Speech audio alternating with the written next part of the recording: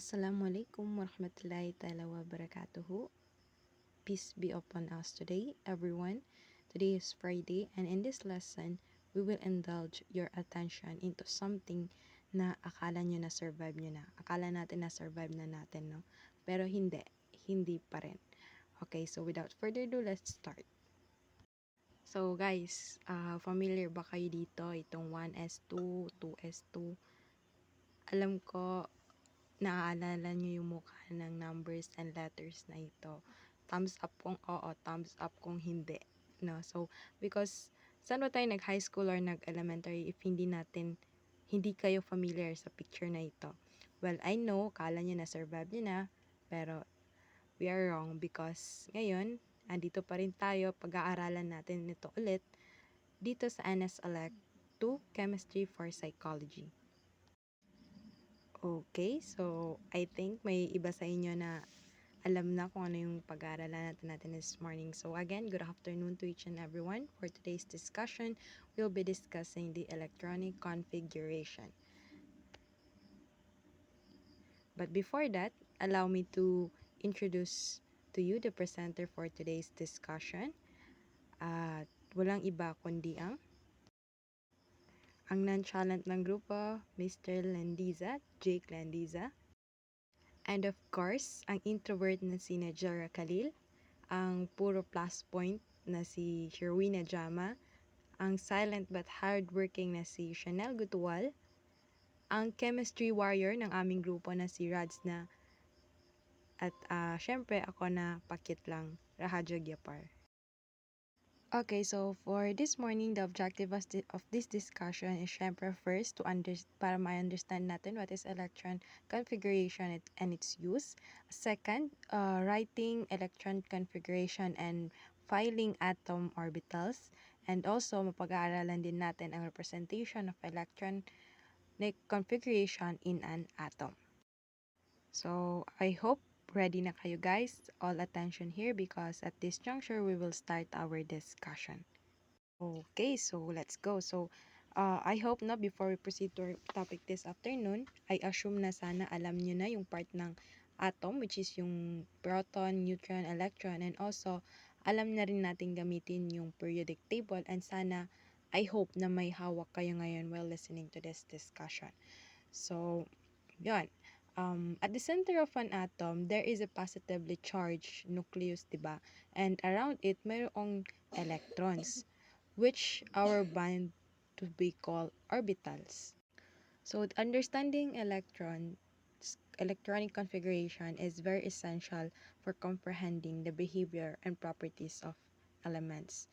So, it refers to the arrangement of electrons within the electron shell or yung tinatawag natin na energy level of an atom. So, it describes how electrons occupy various atomic orbitals, which are regions of space where electrons are likely to be found. It provides crucial information about chemical behavior and bonding capabilities.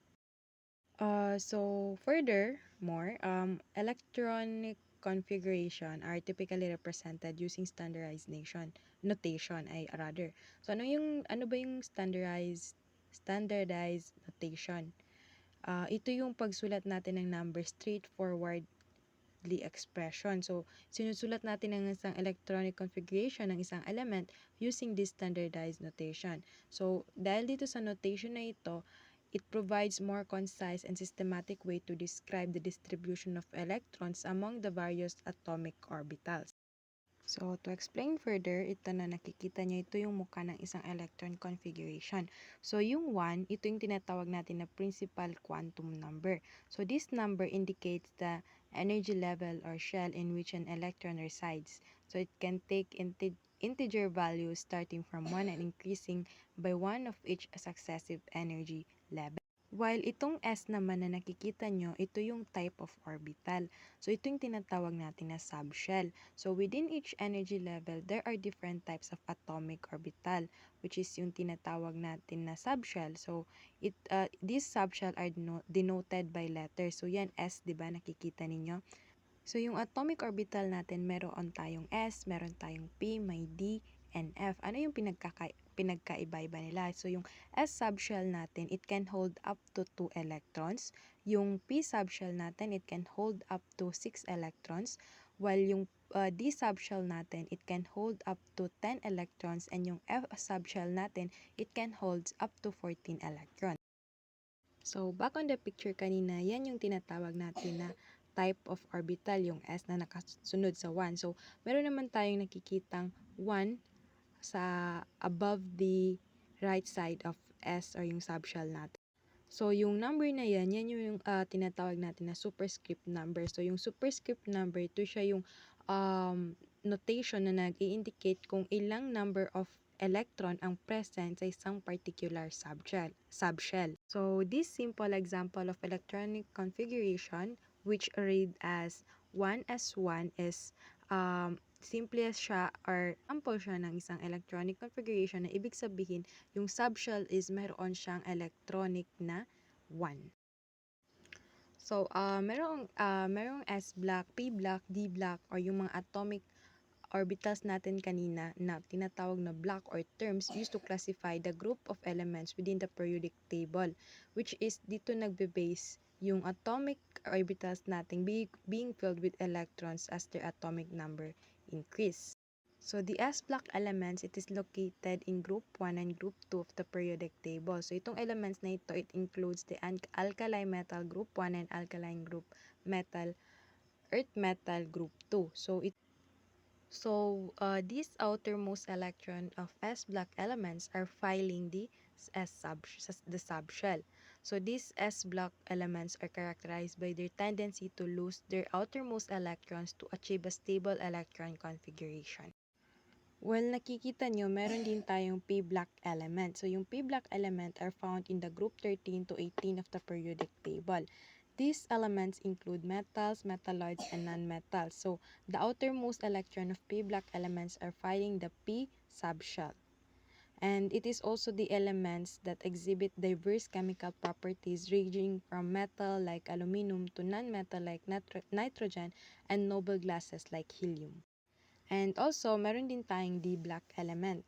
Ang D-block element are transitions metal located in the group 3 to 12 of the periodic table. So, itong elements na ito, it fill the D subshell in their electron configuration.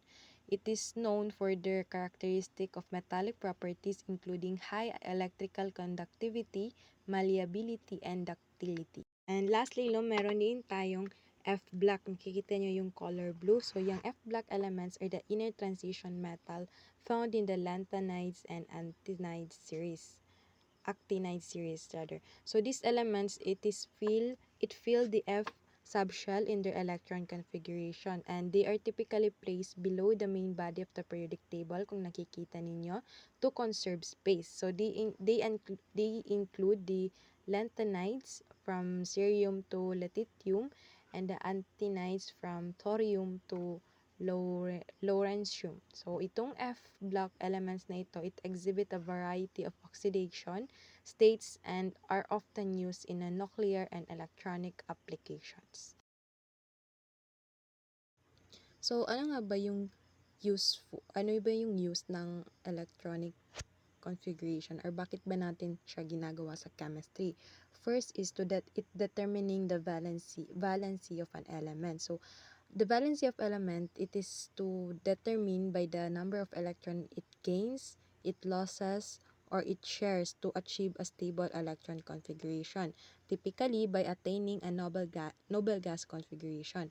So, by knowing the electron configuration of an element, we can determine its valency and its stability to form chemical bond with other element. Another use of the electronic configuration is predicting the properties of a group of elements. So, elements with similar electrons configuration tends to exhibit similar chemical properties because they have the same number of valence electrons. So, for example, the elements in the same group of the periodic table often have the similar reactivity and chemical behavior due to their analogous electron configuration. So, understanding these configurations help predict how this element will interact with each other and with other substances. And lastly, another use of electronic configuration is interpreting atomic spectra. So atomic spectra such as yung emission spectra or absorption spectra, it involves understanding how electrons transition between energy levels. So yung electronic configuration of an atom describes the arrangement of its electrons in energy levels or shells. So kapag ang electron absorbs energy, it moves to a higher energy level. And when it emits energy, it moves to a lower energy level. So this transition produce characteristics spectral lines, and by analyzing these lines, scientists can deduce the electronic configuration of an atom. So to continue the discussion, I will call on Najera Khalil to discuss furthermore about electronic configuration.